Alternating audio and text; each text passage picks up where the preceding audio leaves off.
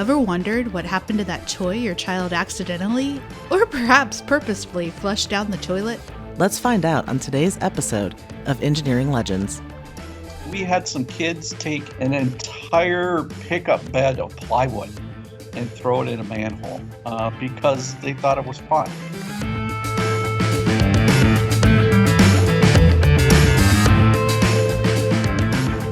Welcome to today's episode of Engineering Legends, hosted by Brandon Caldwell. My name's Kelly Rogers, and I'm joined today by Tiffany Long. Tiffany and I both work at Brandon Caldwell as part of their marketing team, and we've been in the wastewater industry for about 25 years. So definitely developed a few gray hairs working with engineers over the years. Yes. Tiffany, I remember I met you in Columbus. What was it, like 10 years ago? Yeah, it would have been 10 years ago that you came to town and trained me.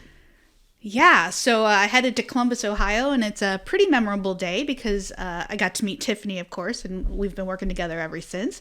But during a little break that we had, she took me to see the field of concrete corn in Dublin, Ohio. And I'm one of those people, I love roadside attractions, so I was pretty excited about this. It's an art installation, and it's an entire field of concrete corn, and each ear of corn is about the size of a person. It's about 6 foot tall, I think. And there's a whole field of about 80 of these concrete ears of corn. So it was a pretty cool stop for the day, and it was a lot of fun. Yep, it's always a great photo op. We love our corn here in Ohio. So yes, welcome everybody. Thank you so much for joining us today. We're really glad to have you with us on our first episode of Engineering Legends, where we will be telling the human interest stories or legends of the water and wastewater industry that we know and love so well. In our marketing roles, our work days are spent working with engineers. We help them tell their stories and share their ideas with our clients.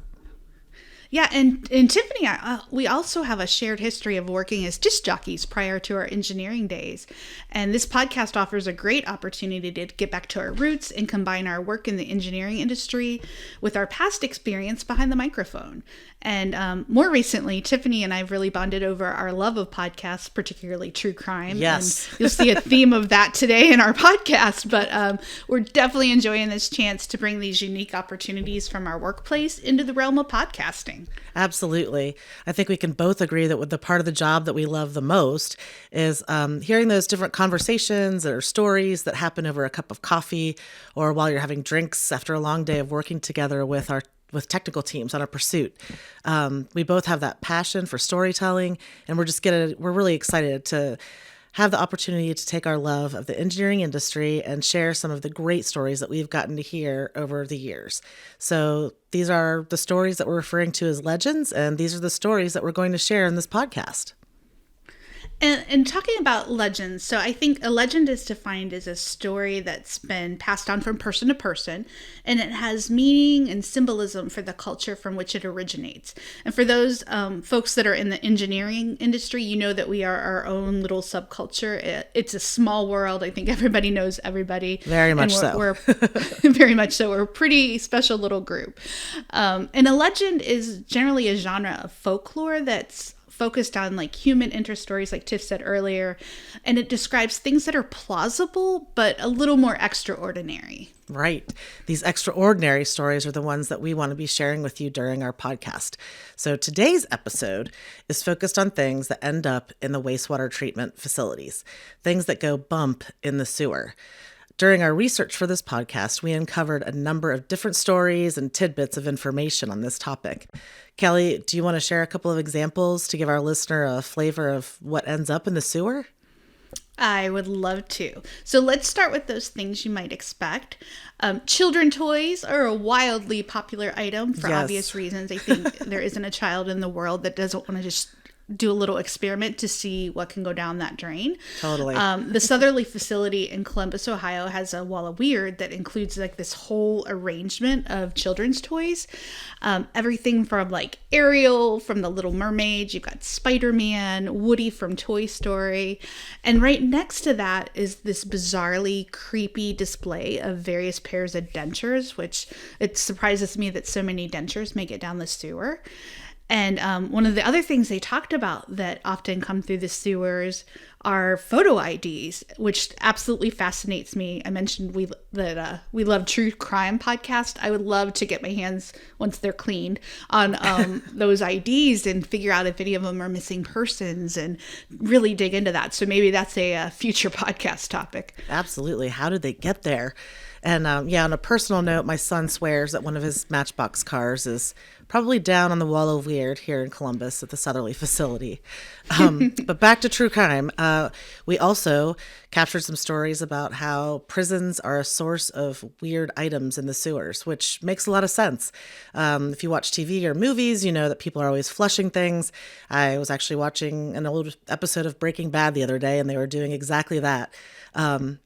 Prisoners apparently use their toilets for a wide array of different things, including drink coolers, washing machines, and trash cans. And in fact, while a typical single-family household may flush 10 to 12 times a day, inmates have been known to flush their toilets up to 60 times a day. So, I hope that at prisons they get a break on the water bill. Yeah. Holy cow. Yeah, that's just crazy. So things that frequently get flushed include clothing, food, wrappers for the food, medical supplies, and even shoes, which I don't totally understand. Yeah, either prisoners have really tiny feet or really big toilets. Yeah, I don't see how that even works. Right. At a prison in Monroe County, Washington, the plumbing supervisor actually had to devise a hook mechanism to catch items before they got too far down the pipes and created real problems. I think he needs an honorary engineering degree. Yes, instant PE. There you go. My favorite story that I read was about in Los Angeles, there were remains of a murder victim that were actually found at two different wastewater treatment plants that were 30 miles apart. And this certainly isn't the first body that's made its way into the sewer, but the part that was fascinating is that it ended up at the two different plants. And investigators said that the body was likely dumped into a manhole and then made its way down the sewer line. And I'm not going to get into too many gross details, but basically anything that's coming down the sewer line before it gets to the plant, it goes through a centrifugal pump. And so the remains were likely pulled apart at that pump before heading off to the two different plants. If you're familiar with the area, one was located in Carson and then the other was located in Bassett. And so that certainly, I'm sure, made it hard to solve that homicide when you have the remains so far apart. Yeah, I'd hate to be the person that found that. Oh, yeah. And you would not believe the drug-related stories. There's a plant that in a state that borders the U.S. and Mexico that gets wastewater from both countries. So apparently the rumor is that bales of drugs got caught in the plant headworks. And our understanding is that the plant staff had to drop what they were doing and leave the plant premises just for a little while.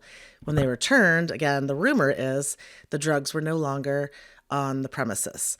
So apparently a local cartel that was supposed to retrieve the drugs from the sewer missed the connection, and they ended up having to make their way to the plant to retrieve them. Not surprisingly, our source for that story did not want to be interviewed.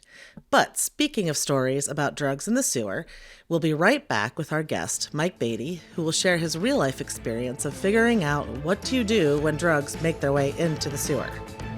I said, really? I said, well, how much did you find? And he says, I'm not telling you.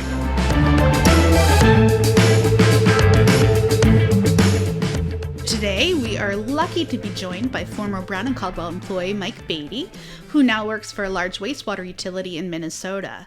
Mike's professional life in the wastewater industry started about 30 years ago. He started with the U.S. EPA, and since then he's worked for utilities both as an employee and as a consultant and has managed operations at many large facilities. And his experience has allowed him to gather quite a few stories along the way. But in keeping with our theme of things found in the sewers, Mike's here to share with us one of his personal best. We had a family of skunks make it into the sewer. And so mama and 5 babies, and they somehow made it all the way down to the headworks. And they were not happy at all. Oh, and those poor, they must have crawled in a manhole or something, right? And once they're in, they're in. And it's not like baby ducks, right? I mean, baby ducks, everybody panics and everybody's there trying to get them out. But I suppose if you saw a bunch of skunks go down in the sewer, you're probably not gonna deal with it. But that was like the very first experience, right? And it's So like, okay, please well, tell me you saved the baby skunks. oh yeah. Oh, well, I did not. We chose to turn that one over to animal control. There you go.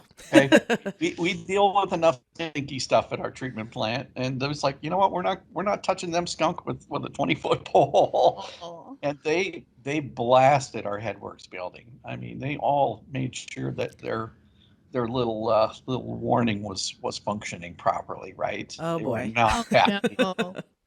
But That we had to be a smell and a half. oh my Right. goodness, that and hydrogen sulfide, Right. it's like, oh my goodness, right? But there's been all kinds of things that have come into the plant. I think the biggest thing I've ever seen was an entire dump truck of load of asphalt. We kind of traced it back, and the street department was filling a pothole. Well, they just kept shoveling it in, right? It wasn't holding onto anything. It was going into the sewer and ending up in our headworks, right? And So it's did like, that muck up operations? Did you have to oh shut yeah, down? yeah. I mean, that was another one where, I mean, we were down in the sewer with shovels, and you try to take as much of it out as you can. But you kind of looked at it and said, well, why didn't you stop putting the stuff in the hole in the street when you did the first dump truck load, right? Right. But then everything in between. I mean, we've seen a lot of wedding rings, right? We always had like 2, 3, 4 wedding rings. Fortunately, usually those ended up in the trap in somebody's sink, but on occasion they did end up in the sewer. Did you Um, find any? let's just say the success rate's not really good, Yeah. right? It's something that's really small and really light, and once it gets into a pipe, I mean, it's going to flow. Um, false teeth, right? Where in my town, our population was a little bit older. I bet we got at least 2 or 3 calls on false teeth a year. So Where, people would call to try to retrieve them from yeah, the I wastewater don't know why. plant. I don't know why they wanted them back. Right. Well, they're expensive, right? I guess. I Well, mean, maybe. We would let them know. It's like, You don't it want was these. it was in raw sewage. You might not want something like this back. But sewer crew fellas are a unique bunch, and when they find trinkets and stuff, sometimes there are guys who want to collect that stuff, right? So, I mean, there would be like one of our sewer vehicles had a Buzz Lightyear doll on it that they had found, and then they decided to mount it on the dashboard of the truck, things like and other things. Another one that was actually kind of funny, and it was actually kind of personal, was we found a very large cache of golf balls in one area of town, which was kind of like, what is going on here? Why are we finding all these golf balls in the sewer? The golf balls are ending up in this little storage pond that we had. They were ending up in a pump station that we had, right? We went and cleaned this pump station out, and there were a number of golf balls in there. And there was a guy, apparently, and it's kind of a personal story. It's my dad, actually. So my dad lived in this part of town. He had this huge field for a backyard, right? And he's very obsessed about golf, and he would sit and hit golf balls all the time, right? But he never retrieved every single one. Well, I can't find a golf ball, so where these ended up, it's like, these have got to be my dad's golf balls, right? no So the way. source was your own Yeah. father. That's So I, hilarious. so I collect- so I collected them up and put them in a bucket. I brought them to him. I said, "Hey, what are these yours?" He's like, "Yeah, I've been looking for those." And I said, "Well, Oh you've my been hitting them goodness. in a field that's got an open manhole, and every time it rains, your golf balls are ending up in the sewer and clogging up my pump stations."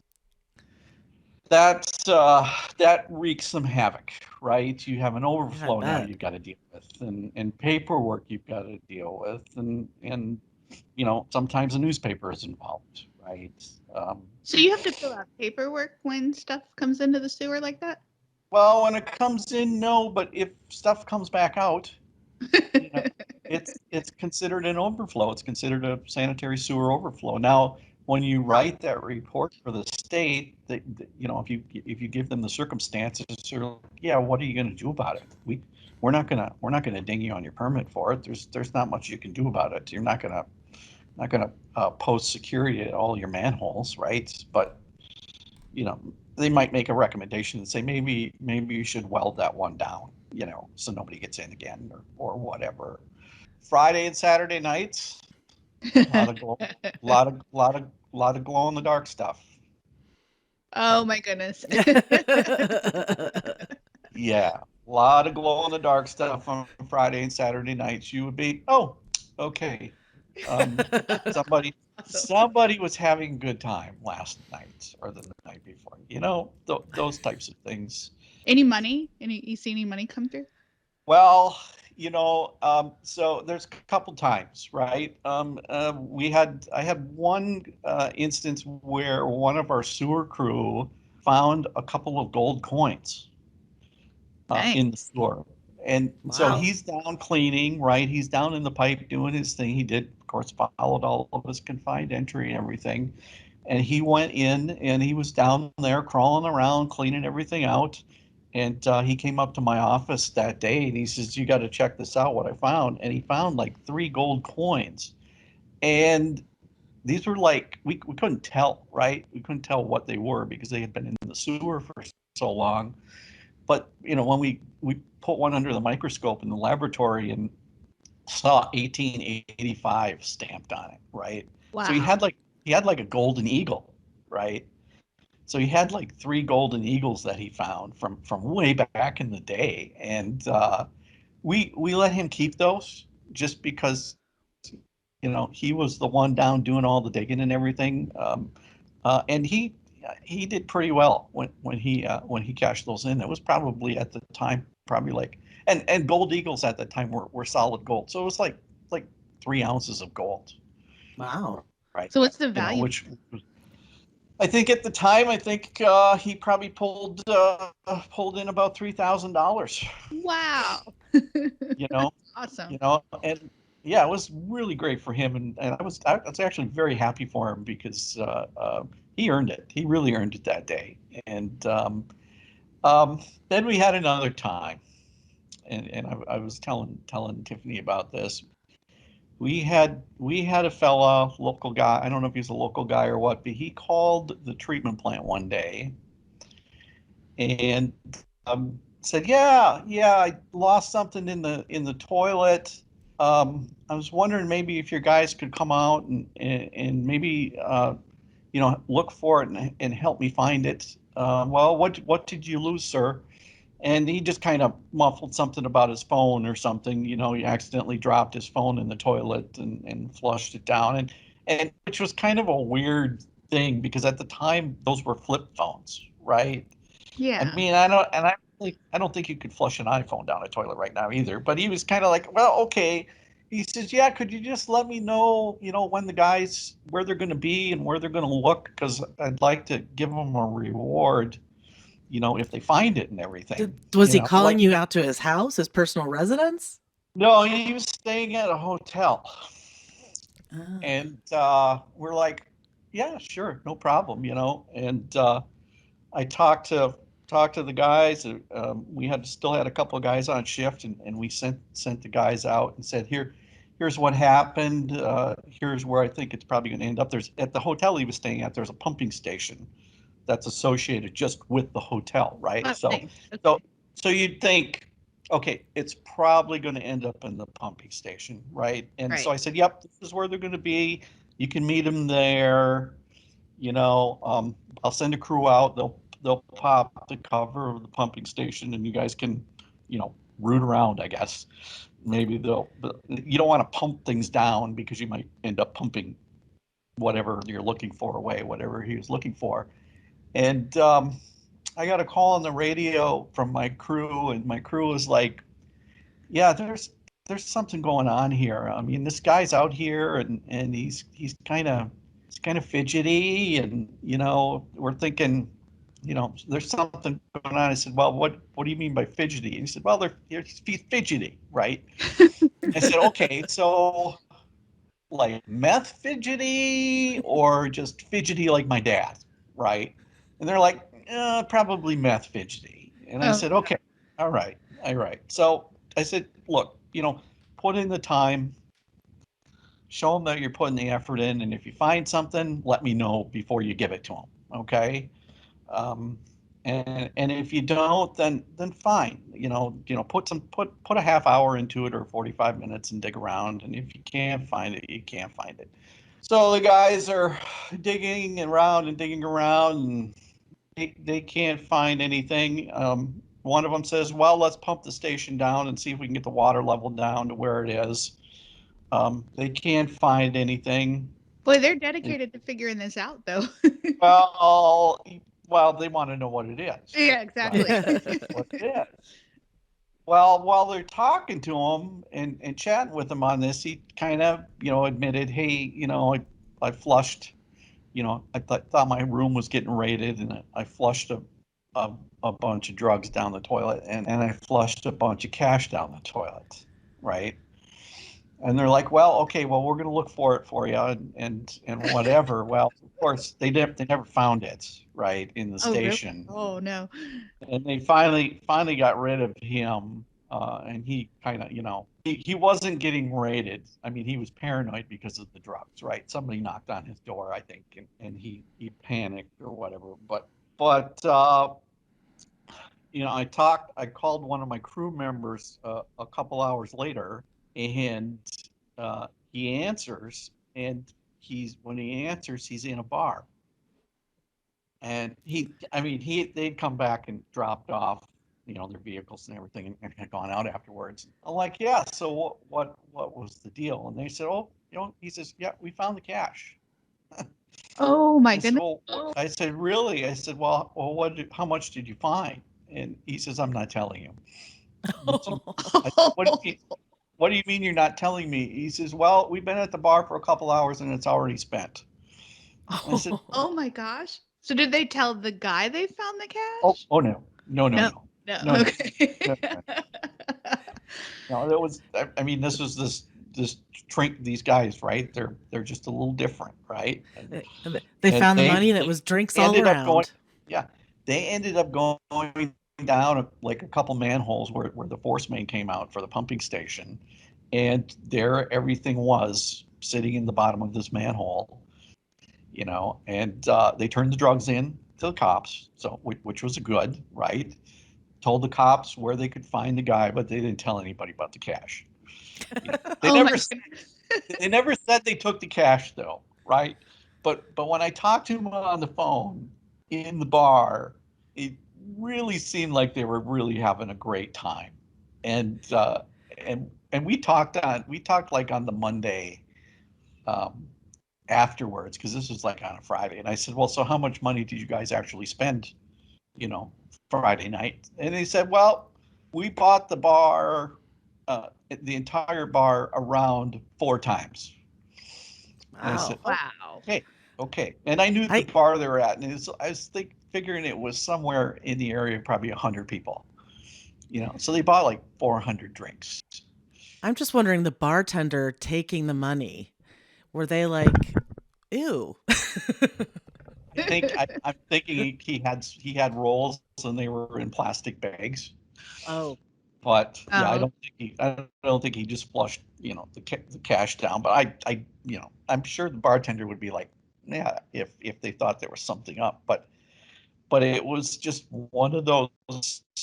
It's one of these things I just think about every once in a while. It's just like, I wonder how much it actually was, you and I know? bet you that guy's wondering, okay, they found my drugs. What happened to my money? Oh, judging by his fidgetiness, I don't think he was too worried about really anything other than not being arrested.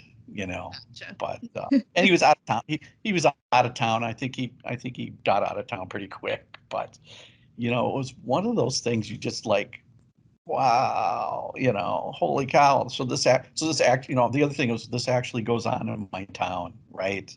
I don't know why he was smart enough to call the sewage plant though. That one kind of gets me. Yeah, because he would have had to get out the phone book or Google it, or you would have had to do something. Yeah. Who would you call? I mean, who would you call? And I mean, if you're a sound mind, you kind of think your way through it, right? And think, well, I pay a sewage bill. Oh, I'll call the sewage plant. But yeah. Well, maybe he's done it before though too. So yeah, it might not be the first time. Probably not the first time he lost his stash. Pretty exciting though.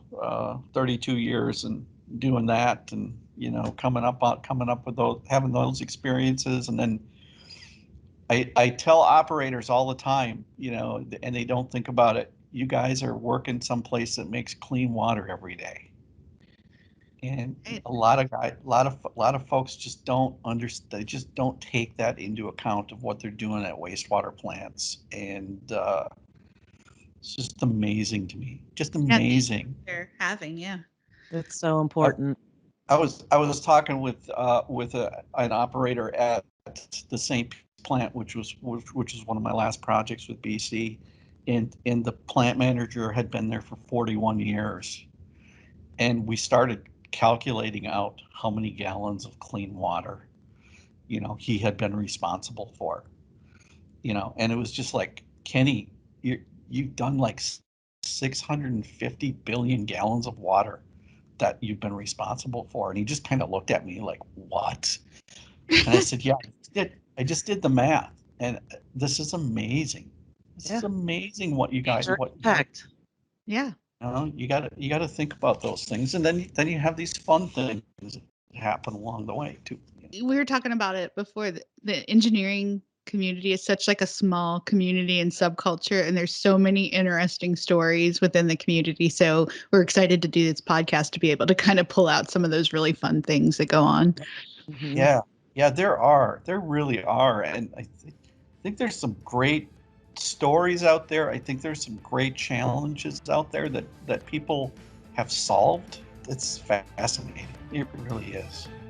We are so glad you joined us today as we shared creepy stories about criminal things that happened in sewers, and of course a few living things that were found.